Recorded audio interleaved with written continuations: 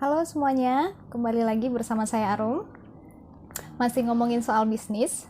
Kebenaran saya mau bikin video ini karena banyak di antara teman-teman itu yang nanya ke saya, gimana sih caranya bisnis online ya? Apalagi kalau di masa pandemi kayak gini, kita tuh butuh pemasukan lebih ya biasanya. Karena memang mungkin ada yang kena PHK, kemudian ada yang pendapatannya dikurangi atau berkurang dari kantor gitu ya, sehingga di sini muncullah ide-ide bisnis baru. Nah, masalahnya ketika kita memulai bisnis online itu banyak yang nggak ngerti caranya gimana. Bisnis-bisnis aja pasang semua gambar ditaruh di situ, gambarnya dimasukin ke Instagram, pasang halo ini jualannya, misalkan jualan gantungan kunci harganya 1.500-an. Nah itu kayaknya kalau zaman sekarang bukan kayak gitu ya bisnis. Apa bedanya Anda dengan tukang tahu bulat yang gangguin saya nih dari tadi saya bikin konten, tukang tahu bulatnya dia menjadi situ 500-an digoreng dadakan. Nah, apa bedanya Anda dengan tukang tahu bulat? Well, saya di sini akan sedikit sharing ilmu yang saya punya untuk pemasaran online atau digital marketing. Bagaimana sih caranya ya? Nah, kita akan memulai dari pencitraan. Jadi, yang namanya bisnis zaman sekarang harus pencitraan, harus punya brand gitu, atau harus punya nama dulu supaya dia dikenal. Bagaimana caranya kita supaya dikenal? Nah, kita harus bikin dulu yang namanya platform yang bisa memperkenalkan diri kita kepada konsumen kita.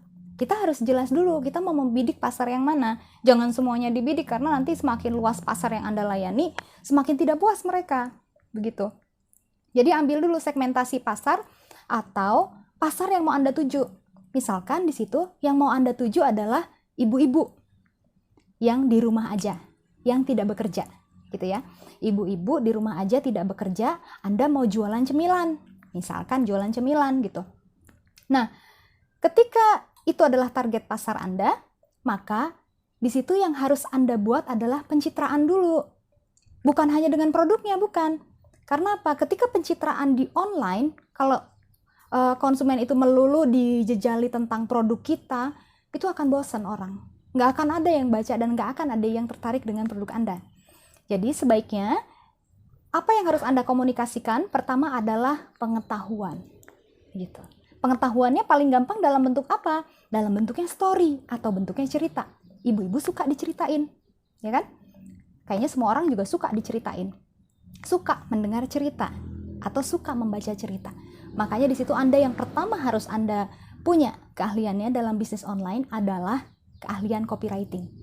Dan copywriting ini nggak melulu harus langsung ke produk Anda gitu ya. Misalkan nanti beli aja makanan di sini ya gitu. Hubungi nomor WhatsApp ini. Itu akan bosan lagi. Yang namanya orang atau calon pelanggan Anda akan melihat bahwa Anda itu tidak tulus dalam memberikan pengetahuan Anda ke mereka. Gitu ya. Jadi sebaiknya Anda buat di situ story. Story-nya itu story bisnis Anda pertama. Kenapa? Misalkan ini hanya sebuah ide ya. Boleh diikutin, boleh enggak. Misalkan story pertama kali membangun bisnis. Udah gitu, yang kedua adalah story di situ bahwa yang Anda gunakan adalah bahan-bahan apa. Misalkan di situ bahan utamanya adalah kencur. Misalkan jualan cemilannya seblak gitu ya. Jualan seblak, bahan utamanya kencur, maka di situ yang Anda kasih tahu adalah kencur fungsinya untuk apa. Itu knowledge kan? Ya kan? Setelah kencur ada apa? Ada bawang putih misalkan. Bawang putih fungsinya untuk apa? Kasih yang namanya audiens kita itu sebuah pengetahuan atau knowledge gitu. Jadi knowledge-nya ini berbentuk cerita sehingga mudah dibaca dan orang itu mudah paham. Dan di situ ada engagement. Artinya adalah mereka mempunyai keterikatan terhadap bisnis Anda, terhadap platform atau misalkan di situ pakainya IG, kalian pakai IG. Keterikatan terhadap sebuah platform, akhirnya mau nge-follow Anda. Ketika mau nge-follow, maka setiap Anda promosi produk Anda, mereka tahu kan? Ya kan? Mereka tahu bahwa Anda sedang promosi. Gitu. Jadi ada keterikatan antara penjual dengan pembeli. Ini yang sering kali banyak online shop itu melakukan kesalahan ya. Karena mentang-mentang jualannya online, maka di situ ya udah pakai SMS atau pakai WhatsApp yang auto reply gitu. Padahal nggak kayak gitu. Bisnis tetaplah bisnis. Meskipun itu online, kita tetap harus memberikan service dan produk yang bermanfaat buat konsumen kita.